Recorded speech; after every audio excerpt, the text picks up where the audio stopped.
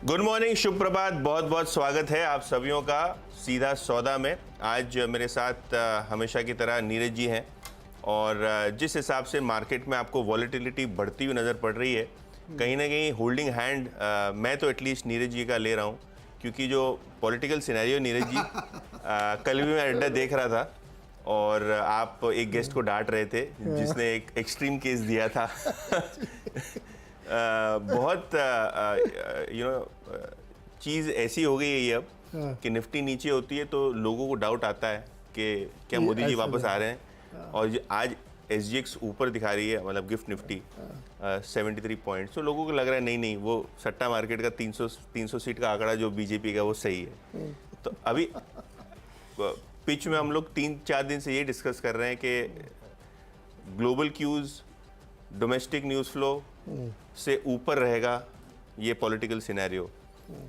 क्या आज भी आपको लगता है मार्केट वही क्यू लेके चलेगा, या आपको लग रहा है कि ये एक्सपायरी वाला जो मामला है वो शांत हो गया और अब मार्केट फिर से एक बार फ्रेश नोट पे सारी चीज़ें होगा? और एक बात मैंने नोटिस की है जो मैं हाईलाइट करूँगा, FI का जो लॉन्ग शॉर्ट रेशियो है वो 13:87 हो गया, मतलब 87% FI शॉर्ट हो गया फिर से जून सीरीज। कल भी बेचा उन्होंने। हाँ, कल भी बेचा उन्होंने। कल ही बेचा।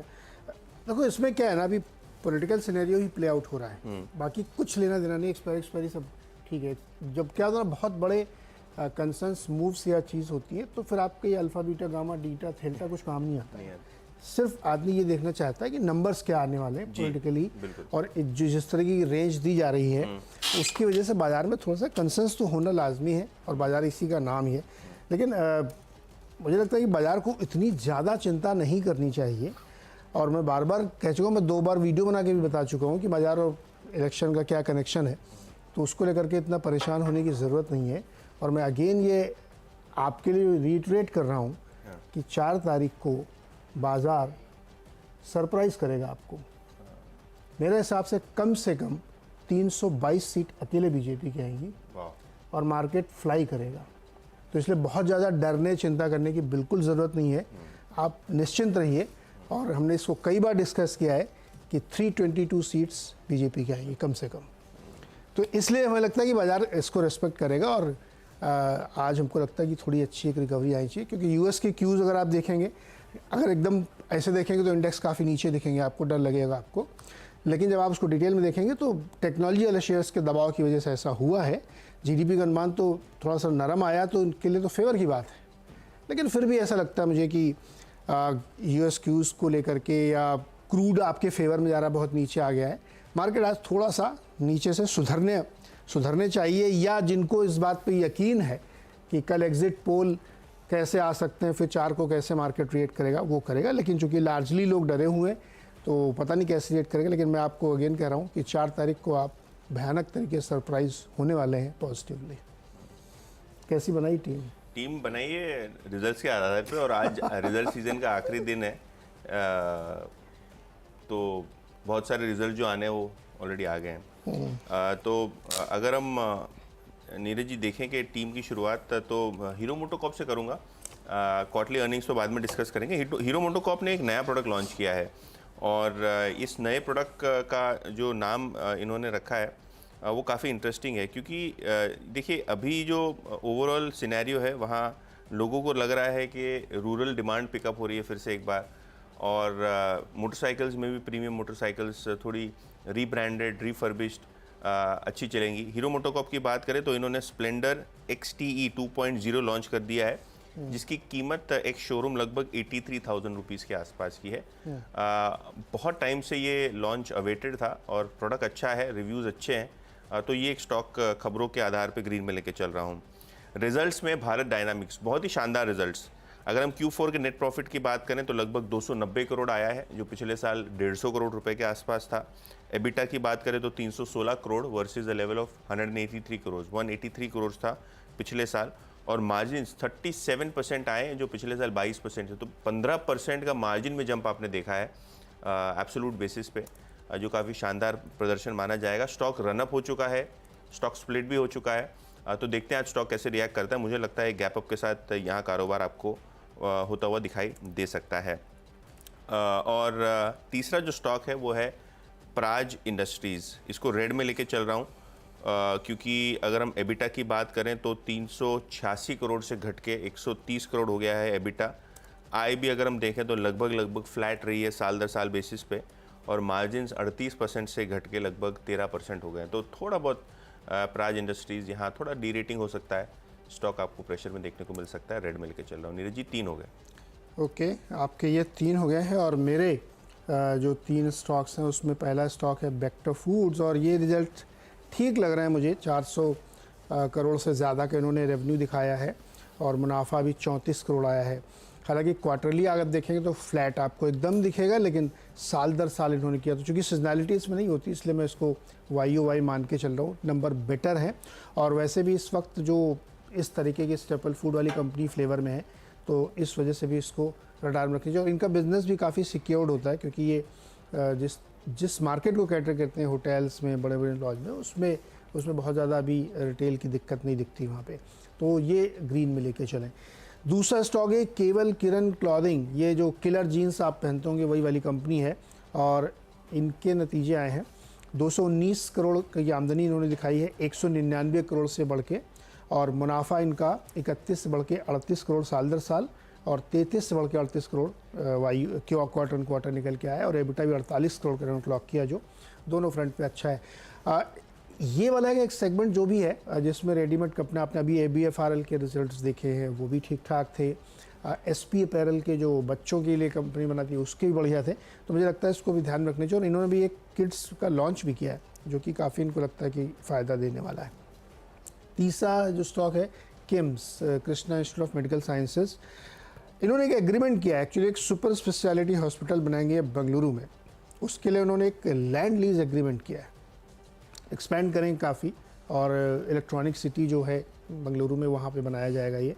तो मुझे लगता है कि इसका, हालांकि बहुत फारफेज खबर है, ऐसा नहीं कल से इसको कोई फ़ायदा होगा, लेकिन हॉस्पिटल सेक्टर इस वक्त जो है सबके रडार पे है, तो मुझे लगता है कि ये खबर इनके लिए बहुत अच्छी है। तो सेंटिमेंट के तौर पे इसको ग्रीन में लेके चलना चाहिए। बिल्कुल 3 हो गए, और अगले 3 स्टॉक्स के बारे में भी देख लेते हैं क्या क्या रिजल्ट्स आए हैं, कौन से स्टॉक्स रिएक्ट होंगे। रिजल्ट्स के आधार पे वेल्सपन कॉर्प, ये स्टॉक रेड में रहेगा, क्योंकि मुनाफा 240 करोड़ से बढ़ के लगभग 290 करोड़ ज़रूर हुआ है, लेकिन एबिटा देखिए 420 करोड़ से घट के 330 करोड़ हुआ है। ऑपरेशनल नंबर हमेशा देखे जाएंगे पाइप कंपनियों के, और एबिटा मार्जिन भी लगभग जो 10.25% के आसपास थे वो घट के 7.5% के आसपास आ चुके हैं। तो मार्जिन में प्रेशर रहा है, ऑपरेटिंग परफॉर्मेंस पे प्रेशर रहा है, और आय केवल 10% बढ़ती हुई आपको नज़र पड़ी है। तो मुझे लगता है नंबर्स ऑपरेशनली थोड़े वीक हैं। स्टॉक ऑलरेडी एक रनअप के थ्रू गुजर चुका है, तो शायद आज प्रॉफिट टेकिंग का डे इस पर्टिकुलर स्टॉक में आता हुआ आपको नज़र पड़ सकता है। 2 स्टॉक्स जहां नए CEO का आगमन होता हुआ आपको नज़र पड़ा है। सबसे पहले आरती इंडस्ट्रीज़ की बात करेंगे, तो इन्होंने सुयोग कोटिचा को एक CEO का पदभार देने की बात की रिलीज़ की है। ये 17 जून से ज्वाइन होंगे कंपनी के अंदर, और रिलायंस इंडस्ट्रीज़ की जो पेट्रोकेमिकल बिजनेस है उनको ये हेड करते थे। तो कहीं ना कहीं ये इंटरेस्टिंग डेवलपमेंट है। एक बड़ी कंपनी से एक छोटी कंपनी में जब CEO आता है तो मार्केट इसको पॉजिटिवली लेता है। और जो राजेंद्र गोगरी जी हैं, जो कंपनी के अभी चेयरमैन CEO हैं, अभी वो CEO का पद छोड़ के अब सिर्फ केवल चेयरमैन पद पे बने रहेंगे। तो ये आरती इंडस्ट्रीज़ के लिए अच्छी बात है, ग्रीन में लेके चल रहा हूँ। और इसी तरीके से ओरिएंट इलेक्ट्रिक, रविंद्र सिंह नेगी को इन्होंने MD और CEO अपॉइंट किया है, जो पहले बजाज इलेक्ट्रिकल्स में थे। आपको अगर पता है तो ये ओरिएंट PSPO फैन जो है ये कंपनी बनाती है। PSPO नहीं पता आपको? हाँ PSPO, हाँ वही। तो ये ओरिएंट इलेक्ट्रिक में भी नए CEO का आगमन हो गया, और बजाज इलेक्ट्रिकल्स भी फेयरली एक डिसेंट कंपनी है। तो दोनों ही आरती इंडस्ट्रीज और ओरिएंट इलेक्ट्रिक नए CEO के नियुक्ति के बाद स्टॉक्स फोकस में रहेंगे आज। 6 हो गए आपके। चलिए फिर चौथा स्टॉक है मेरा V2 रिटेल, और इसको भी मैं ग्रीन में लेके चल रहा हूँ। सबसे बड़ी बात तो इसी कि इनके मार्जिन में 3% का उछाल देखने को मिला, 7.3 से 10.6, तो प्रिसाइसली 3.3% बढ़ा है। और एबिटा भी इनका 31 करोड़ का आया, 14 करोड़ से बढ़ के साल दर साल, और रेवेन्यू में 53% की ग्रोथ देखने को मिली है। प्रॉफिट एक्चुअली लॉस से प्रॉफिट में आ गई कंपनी, ये बहुत सिग्निफिकेंट है। तो V2 रिटेल को रडार पर रखिए ग्रीन के साइड में। पांचवा तो वही दिग्गज अपोलो हॉस्पिटल्स है। रिजल्ट्स ठीक लग रहे हैं, इतने बड़े स्केल पे है कंपनी, मार्जिन इंप्रूवमेंट है, एबिटा भी आया। मार्केट का जो एक्सपेक्टेशन था हम लोगों का कि 623 करोड़ का एबिटा, उसके सामने 650 करोड़ का आया, 640 करोड़ का। तो नंबर ठीक है इसके। हालांकि ये सारे स्टॉक्स काफ़ी चलने के बाद एक लंबा करेक्शन या कंसोलिडेशन अपोलो हॉस्पिटल के लिया है, तो इसको भी ग्रीन में लेके चलते हैं। छठवां स्टॉक है सुवेन फार्मा। बहुत ही ख़राब नतीजे हैं, जितना आप सोच सकते हो उतना ही है। मार्जिन आधा हो गया, लगभग 45-46 से घट के 29% आया है। 57% एबिटा गिरा है, 31% रेवेन्यू गिरा है, 56% प्रॉफिट गिरा है। नंबर काफ़ी वीक हैं इनके। तो इसको रेड में लेके चलें और हमको लगता है कि इसमें काफ़ी तेज़ रिएक्शन हो सकता है। 6 स्टॉक हो गए हैं। चलिए फटाफट एक ब्रेक लेते हैं, ब्रेक के बाद आएंगे तो अगले 4 स्टॉक्स।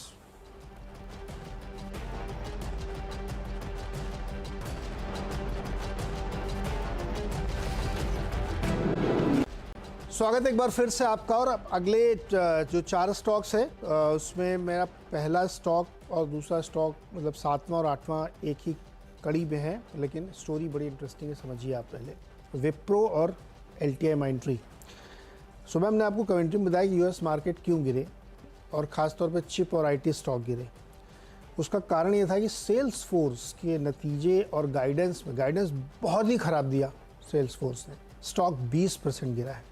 उनका कहना है कि आने वाले समय में उनकी रेवेन्यू पोटेंशियल काफ़ी तेज़ गिरेगी और उनको काफ़ी दिक्कत आने वाली है। तो इस वजह से मुश्किल आएगी उन कंपनियों का जिससे उनका काम धंधा चलता है, जैसे LTI और विप्रो। 5% का इनका शायद एक्सपोजर है उनके साथ, तो कस्टमर लेकर के, तो इसकी वजह से इसमें दबाव होगा। इसीलिए CLSA ने सेल कॉल दे दी है LTI और माइंट्री पे। अब इसको थोड़ा सा कॉन्टेक्स्ट में समझिए कि US की जो तमाम कंपनीज़ हैं चिप वाली, चिप से रिलेटेड काम करने वाली, वो बहुत एलिवेटेड लेवल पे हैं। तो ज़रा सा भी उसमें गाइडेंस आता नीचे तो एकदम से पिटाई हो जाती। कल एनवीडिया की भी पिटाई हुई। एनवीडिया की पिटाई इसलिए हुई क्योंकि US गवर्नमेंट ने गल्फ़ में जो लाइसेंस देते हैं चिप एक्सपोर्ट करने का, उसको स्लो कर दिया है, क्योंकि उनको लगता है कि सिक्योरिटी थ्रेट है, तो इसलिए कम, तो उसकी वजह से एनवीडिया पे असर आया, क्योंकि वही सबसे ज़्यादा एक्सपोर्ट करते हैं वहाँ पे। तो वो जो दिक्कतें वहाँ पे हैं वो आपको भारतीय बाज़ारों में उस लिहाज से देखेंगे कि उससे कनेक्टेड कंपनी में भी असर आएगा अगर हल्का सा भी वहाँ पे कोई नेगेटिव होता है। और कल एग्जैक्टली मार्केट गिराने में भी इन्हीं लोगों का हाथ था। तो देखते हैं, क्योंकि CLSA कह रहा है कि सेल कॉल है उनकी LTI माइंट्री और विप्रो पे, तो मुझे लगता है इस पर दबाव रहना चाहिए आज। उसके बाद 9th और 10th स्टॉक इस खबर पे है कि ये एक रिपोर्ट है, लेकिन उसको आपको एक्सप्लेन करता हूँ। रिपोर्ट ये कहती है कि एनर्जी सेगमेंट में बड़े रिफॉर्म्स होंगे और इस वक्त जो प्राइसिंग वगैरह कंट्रोल की गई वो भी चलेगी। तो स्टॉक दिखा दीजिए ना, गेल और BPCL आपके पास तो लिखे हुए हैं, वेट क्यों कर रहे हैं। 2 रीजन से देखिए, ऐसी बहुत चर्चा है, पता नहीं कितना हो पाएगा नहीं पाएगा मैं नहीं जानता, लेकिन प्लान शायद ये चल रहा है कि एनर्जी के कुछ प्रोडक्ट को GST में लाने की होगी तैयारी। जो मोदी जी बार बार कहते हैं ना 100 दिन में बहुत बड़ा एजेंडा है, बहुत सब चीज़ें होंगी, तो एक प्लान ये भी है। तो उससे क्या होगा कि जिन कंपनियों का कामकाज इस सेगमेंट में है उनको बहुत फ़ायदा होने वाला है। गैस को लाना ज़्यादा आसान होगा, ज़्यादा उसको रैशनलाइज करना इजी होगा। पेट्रोल डीजल की भी बात चल रही, बहुत सीरियस बात चल रही कि उसको अब लाना ही पड़ेगा, क्योंकि उसके कुछ और दूसरे भी मकसद हैं। उसको GST में लाने से क्या पर्पस सॉल्व होंगे। तो इसलिए आप इन सब स्टॉक्स को रडार पर रखिए। गेल और BPCL इसलिए ना क्योंकि आज इस पर ब्रोकरेज रिपोर्ट है और लोग ब्रोकरेज को काफ़ी लाइक कर रहे हैं। गेल उनकी टॉप पिक है, क्योंकि जो इस सेगमेंट में सुधार होंगे उसका सबसे बड़ा फ़ायदा गेल को होने की संभावना है। और ऑयल मार्केटिंग कंपनीज़ में हाईली अंडरवैल्यूड हैं, प्राइसिंग अभी बढ़ नहीं रही है। चुनाव कल ख़त्म हो जाएगा, उसके बाद हो सकता है डीजल पे बढ़े, क्योंकि डीजल में बहुत अंडर रिकवरी 6-7 रुपये की चल रही है। तो HPCL को काफ़ी फ़ायदा हो सकता है, क्योंकि सबसे ज़्यादा वैल्यूएशन के लिहाज से आज भी HPCL सस्ता है। तो और ये इनकी टॉपिक भी है ब्रोकरेज की। तो ये 2 मैंने रखे हैं, BPCL, HPCL और गेल को ग्रीन में लेके चलें। बहुत शानदार रैली हुई इन सब PSUs में। ज़बरदस्त। 320 सीट का आपका जो आकलन है, 332 टू बी प्रिसाइज, 32332। अच्छा 332, तो उस पे तो मतलब PSU की चांदी हो जाएगी। मुझे लगता नहीं चांदी तो हो गई, अब सोना होगा। बहरहाल गर्मी बहुत पड़ रही है नीरज जी, बहुत ज़्यादा। दिल्ली में वो पता नहीं उनका सेंसर ख़राब हो गया है क्या हो गया, लेकिन एक बात तो तय है 49-50 डिग्रीज़ के आसपास टेम्परेचर पीक में मुंबई दिल्ली में 40 के आसपास। हाँ, मुंबई में पीक में 40 था, लेकिन अभी थोड़े बादल दिख रहे हैं तो डे में थोड़ा 35-36 के आसपास पारा हो जाता है। लेकिन बियर कंपनीज फोकस में है नीरज जी। बहुत सारा एक्शन देखने को मिल रहा है, on ground beverage sales improve हो रहे हैं। इसमें कंपनी में एक रीसेंट अनाउंसमेंट आया, सोम डिस्टिलरीज फोकस में रहेगा। तेलंगाना सरकार से इनको रिसेंटली अप्रूवल मिला है बियर मार्केट करने के लिए उस राज्य में। प्राइमरीली ये सेंट्रल इंडिया में ज़्यादा अपना प्रोडक्ट मार्केट करते हैं, बेचते हैं, लेकिन तेलंगाना का ये अप्रूवल आना काफ़ी अहम है। क्यों? क्योंकि तेलंगाना भारत का ऐसा राज्य है नीरज जी जो सबसे ज़्यादा बियर कंजम्पशन करता है। और बियर कंजम्पशन की बात करें तो इंडिया में केवल 2 लीटर पर कैपिटा कंज्यूम होता है बियर, जो कि ग्लोबल एवरेज 30 लीटर है। एक मिनट, आपने भी नाम लिया, अभी मेरे को किसी ने भेजा है कि मिट्टी की याद आ गई उनको किसी स्टोर पे तो और थोड़े दिनों पहले यूनाइटेड ब्रूअरीज का भी एक स्टेटमेंट आया कि बहुत सारे राज्यों में उनको लाइसेंस नहीं मिल पाता है ताकि वो अपना फुट होल्ड बढ़ा सकें, अपना प्रोडक्ट ज़्यादा मार्केट कर सकें, क्योंकि ये कंट्रोल्ड सेक्टर है। राइट, बिहार गुजरात जैसे स्टेट्स ड्राई हैं, तो मुझे लगता है अप्रूवल मिलना एक अपने आप में ठीक ठाक बात है। बहरहाल ये तो हुआ मेरा 7वां स्टॉक। 8वां स्टॉक अगर देखें तो JTE KT, ये पुराना नाम इसका सोना कोयो स्टीयरिंग था। जापानीज मल्टीनेशनल है। Q4 का नेट प्रॉफिट 34 करोड़ आया है, जो पिछले साल 26 करोड़ था। एबिटा मार्जिन की बात करें तो बढ़िया से 11% देखने को मिल रहे हैं, जो कि पिछले साल 9.5% थे। ग्रीन में लेके चल रहा हूँ, ऑपरेशनली रिजल्ट्स अच्छे लग रहे हैं। और एक स्टॉक जो ग्रीन में लेके चल रहा हूँ रिजल्ट्स के आधार पे, वो है TBO टेक। रीसेंट लिस्टिंग है, थोड़े दिनों पहले इसकी लिस्टिंग हुई है। Q4 के कंसोलिडेटेड नेट प्रॉफिट का फिगर आया है 46.6 करोड़, जो पिछले साल 26.5 करोड़ थे। एबिटा मार्जिन 17.5% आए हैं, जो पिछले साल 13.25% के आसपास थे। तो काफ़ी अच्छे रिजल्ट्स हैं। नई लिस्टिंग है, शायद आपको आज यहाँ मोमेंटम देखने को मिल सकता है। मैनेजमेंट की कमेंट्री भी काफ़ी इंपॉर्टेंट रहेगी। और लास्ट का जो 10वां स्टॉक है मेरा, वो है डिकैल, यानी डिशमन कार्बोजन एमसिस। बहुत ही कमज़ोर नतीजे। रेवेन्यू की बात करें तो क्वार्टर ऑन क्वार्टर बेसिस बिल्कुल फ्लैट। एबिटा की बात करें तो 62 करोड़ का figure versus 51 crore year on year. और एबिटा मार्जिन्स में बहुत ज़्यादा प्रेशर देखने को मिल रहा है। नुकसान हुआ है, 66 करोड़ का लॉस कंपनी ने रिपोर्ट किया है, जो पिछले साल लॉस ही था 25 करोड़ का। तो क्वार्टर का EPS 4.5 रुपये नीचे आया है, माइनस में आया है। स्टॉक ऑलरेडी ऊपर के लेवल से नीचे चला गया है, लेकिन प्रेशर यहाँ बन सकता है क्योंकि बहुत डिसअपॉइंटिंग रिजल्ट्स है। तो ये थे हमारे 10 स्टॉक्स। नीरज जी, एक क्विकली ब्रेक लेते हैं, ब्रेक के बाद आके आपको टीम का रैपअप दिखाएंगे। जुड़े रहिए CNBC आवाज़ के साथ।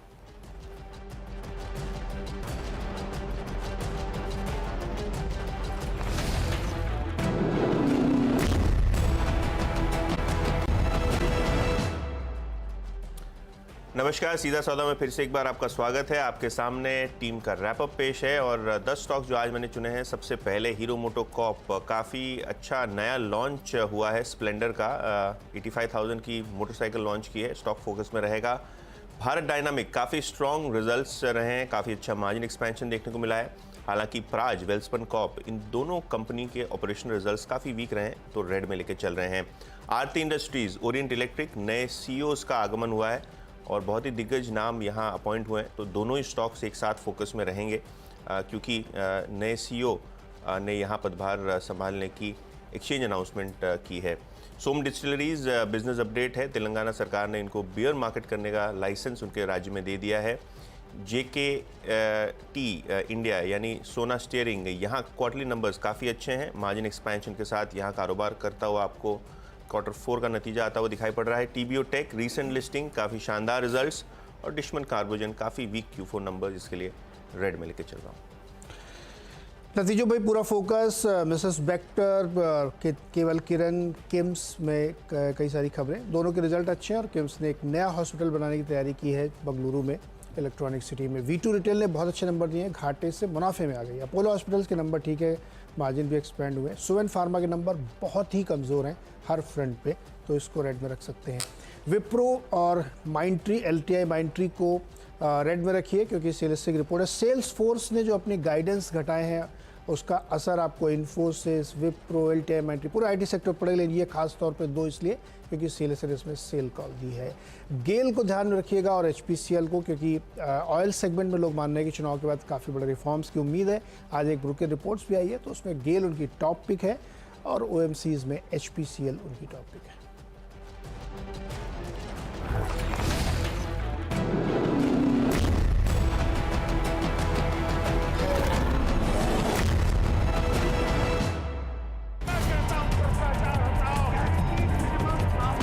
जून को है फैसले की घड़ी, उससे पहले बाजार की धड़कनें हैं बढ़ी। इलेक्शन का गहरा है मार्केट कनेक्शन, ऐसे में जरूरी है सही स्टॉक सिलेक्शन। जब वोटिंग परसेंटेज कम है तो आप सेल करेंगे, वोटिंग परसेंटेज ज़्यादा है तो आप चुनावी रण में कमाई का प्रण, सबसे बड़े दिन के लिए रहिए लीडर के साथ। एग्जिट पोल और बाजार 3 जून, जनादेश और बाजार 4 जून। पूरे दिन मेरे साथ सिर्फ सीएनबीसी आवाज पर।